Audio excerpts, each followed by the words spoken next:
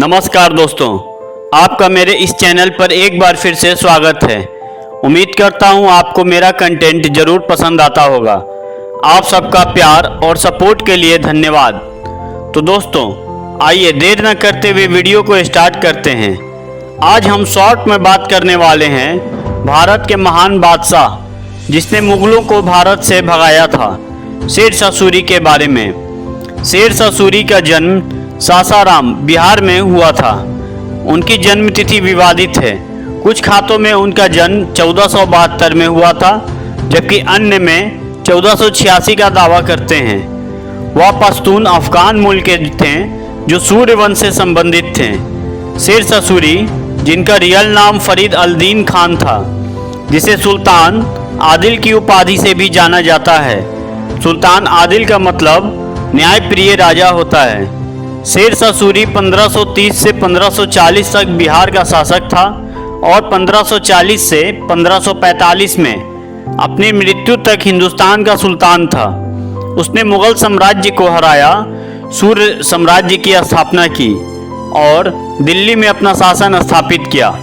उनके द्वारा कुछ नया और अनोखा परिवर्तन और सुधारों का प्रभाव उसके छोटे शासनकाल से कहीं आगे तक फैला था, जिसे भारत के सबसे महान प्रशासनिक शासकों में से एक माना जाता है। पावर में रहने के दौरान वह युद्ध में कभी नहीं हारा था और इतिहास में सबसे होशियार अफगान जनरलों में से एक के रूप में जब फेमस है। उसके शासनकाल के अंत तक उसके साम्राज्य ने लगभग पूरे उत्तर भारत को कवर कर लिया था। फरीद खान नाम से मशहूर शेरशाह को बचपन में ही पारिवारिक विवाद के कारण घर से भागना पड़ा। उन्होंने जौनपुर में अपनी शुरुआती एजुकेशन स्टार्ट की, जहां उनके पिता द्वारा उन्हें अपनी जागीरों पर मैनेजमेंट के लिए मैनेजर का पोस्ट दिए जाने के बाद उनकी पावर में इजाफा शुरू हुई। शेरशाह ने इस एरिया पर इफेक्टिवली शासन किया, अपने सुधारों के लिए फेमस, जिससे कि इस एरिया में खुशहाली आई। हालांकि फैमिली कंस्पायरेंसी के कारण उन्होंने अंततः जागीरों पर अपना पोस्ट छोड़ दिया। शेरशाह फिर आगरा चले गए, जहां वे अपने पिता की मृत्यु तक रहे। इस घटना ने उन्हें अपने परिवार की जागीरों में वापस लौटने और कंट्रोल करने का मौका दिया, जिससे उनका लीडरशिप मजबूत हुआ और पावर में उनकी इजाफा हुई। मुगलों के पावर में आने के बाद शेरशाह ने बाबर के लीडरशिप को देखते हुए आगरा में समय बिताया। आगरा छोड़ने के बाद वह बिहार के गवर्नर की सेवा में शामिल हो गए।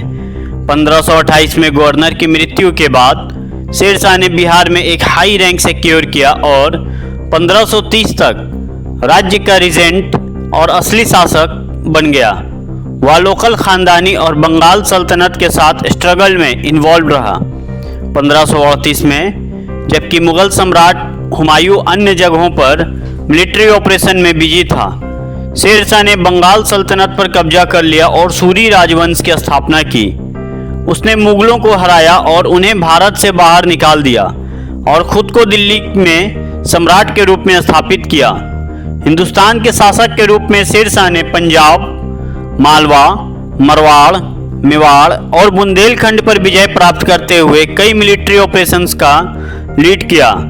22 मई 1545 में कलिंजर किले की घेराबंदी करते समय शेरशाह की डेथ हो गई थी। उनकी डेथ के बाद साम्राज्य अब आपसी विद्रोह गृह युद्ध में उलझ गया, जब तक कि अंततः मुगलों ने इसे फिर से जीत नहीं लिया। सूर साम्राज्य के सम्राट के रूप में अपने शासन के दौरान शेरशाह ने कई इकोनॉमिक, एडमिनिस्ट्रेटिव और मिलिट्री रिफॉर्म अप्लाई किए। उन्होंने पहला रुपया जारी किया, इंडियन सब कॉन्टिनेंटल की पोस्टल सर्विस सिस्टम को सिस्टमेटिक किया, साथ ही बंगाल के चटगांव से अफगानिस्तान के काबुल तक ग्रैंड ट्रंक रोड का विस्तार किया, जिससे बिजनेस में काफ़ी सुधार हुआ। शेरशाह सूरी ने हुमायूं के दीना पनाह शहर को और डेवलप किया, जिसका नाम बदलकर शेरगढ़ रखा गया और 7वीं शताब्दी से डाउनफॉल की ओर अग्रसर ऐतिहासिक शहर पाटलिपुत्र को पटना के रूप में फिर से स्थापित किया। इसके अतिरिक्त उन्होंने कई मिलिट्री ऑपरेशन शुरू किए, जिससे भारत में अफगानों की ताकत बहाल हुई। आपका कीमती समय देने के लिए बहुत बहुत धन्यवाद। अगर आपको इस वीडियो में कुछ नया सीखने को मिला हो तो इसे लाइक करें, हमारे चैनल को सब्सक्राइब करें और बेल आइकन दबाना ना भूलें, ताकि आपको हर नई वीडियो की अपडेट सबसे पहले मिले। और अपने दोस्तों के साथ शेयर करें। साथ ही नए नए रोचक फैक्ट्स के लिए मिलते हैं अगले वीडियो में। तब तक के लिए जय हिंद, जय भारत।